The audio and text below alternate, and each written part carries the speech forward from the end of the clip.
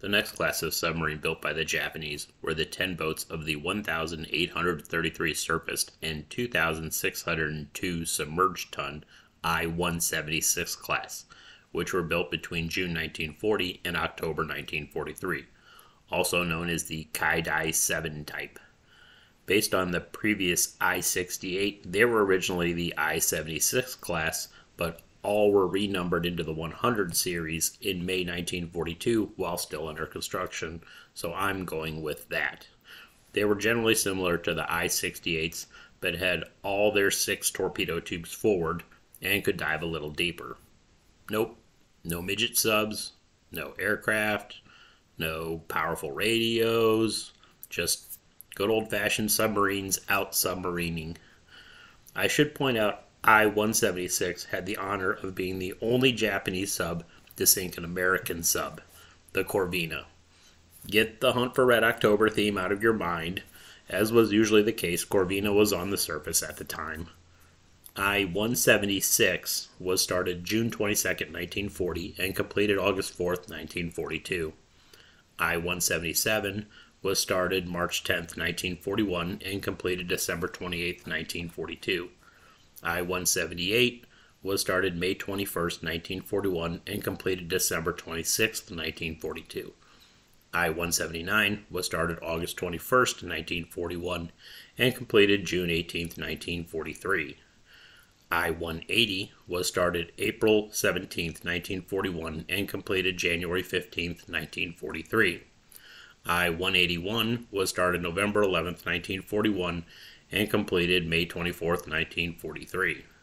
I-182 was started November 10, 1941 and completed May 10, 1943. I-183 was started December 26, 1941 and completed October 3, 1943. I-184 was started April 1, 1942 and completed October 15, 1943. I-185 was started February 9, 1942 and completed September 23, 1943.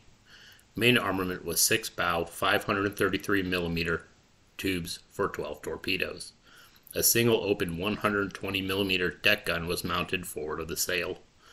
Propulsion on the surface was provided by 2 diesel engines which produced 8,000 horsepower that ran the 2 propellers and recharged the batteries for a surface speed of 23 knots.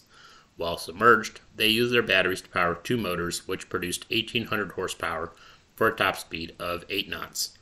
Range on the surface was 8,000 nautical miles at 16 knots, and submerged, they could do 50 nautical miles at 5 knots. Test diving depth was 80 meters. After working up in mid-September 1942, I-176 headed south for Truk to patrol around Guadalcanal on her first patrol. In the Coral Sea on October 20th, she torpedoed the cruiser Chester, moderately damaging her. From late November to the end of December, she ran supplies from Rabaul to Buna. In mid-January 1943, she ran supplies to Guadalcanal, then patrolled the area. In mid-March, she ran supplies to Leh, but while there on March 19th, was damaged in an air raid, sending her back to Japan for repairs. With repairs completed, she was sent back to the south in mid-July and did several more supply runs to New Guinea until the start of November. At the start of November, I-176 was sent to intercept the American landings at Empress Augusta Bay, but on the 2nd was depth charged by a PBY which damaged her, forcing her to abort and head to Truk for temporary repairs. While approaching Truk on November 17th, she sunk the U.S. submarine Corvina. With temporary repairs and Truk completed at the end of November, she headed to Japan for permanent repairs. With repairs completed in mid-March 1944, she was sent back south to Truk.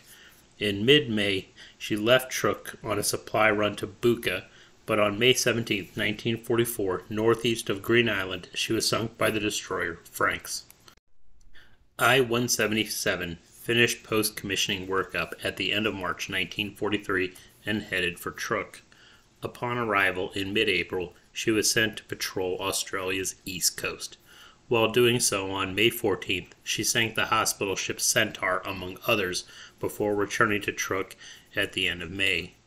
From mid-June to mid-July, she again patrolled the east coast of Australia, but it was diverted to attack the American landing at Rendova without success.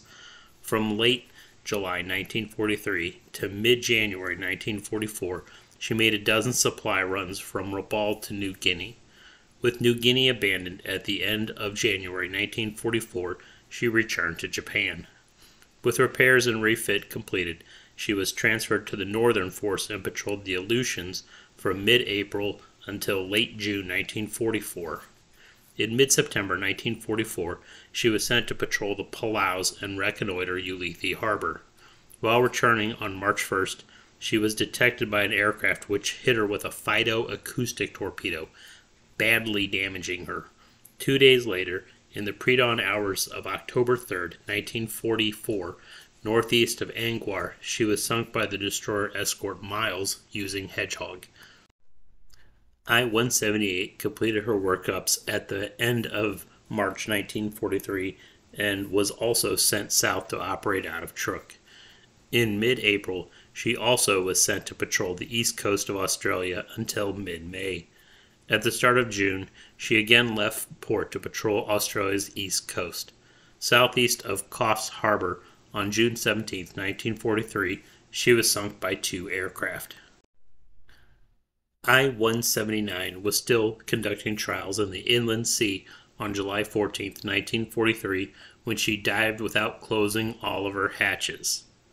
Her wreck was refloated in 1956 and scrapped.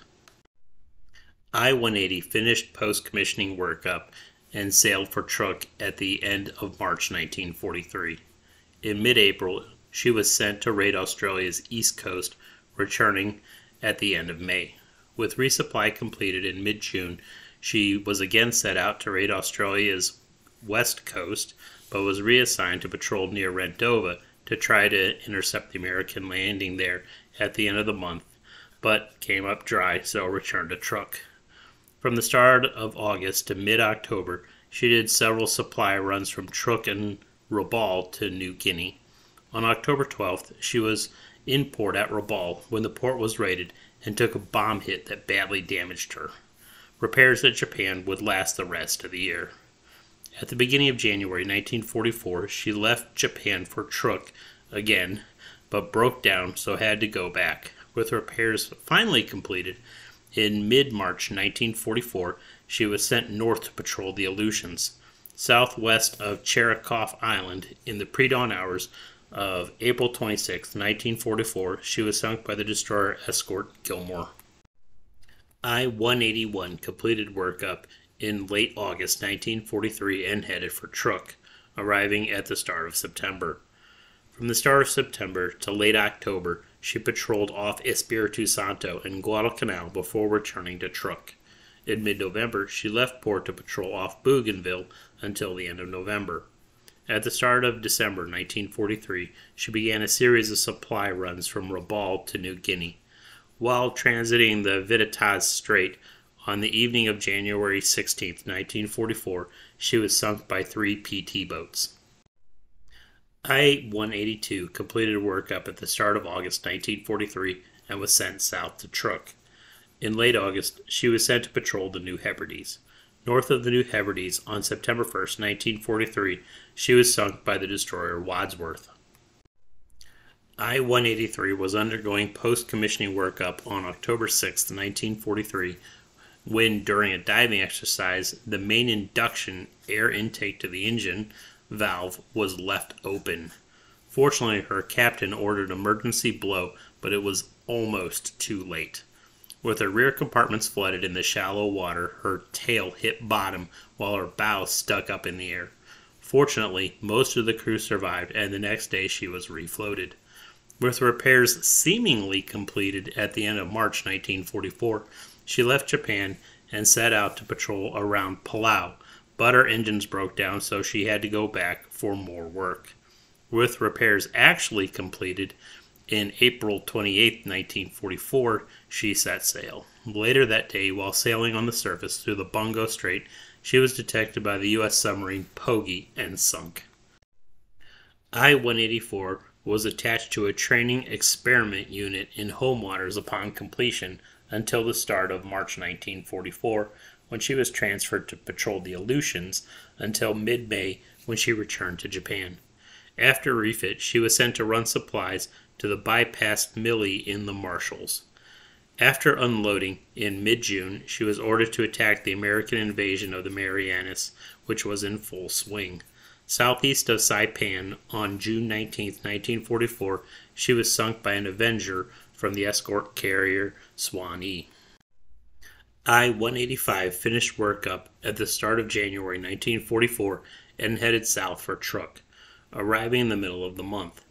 In late January, she left Truk for Rabaul to begin running supplies from there to New Guinea.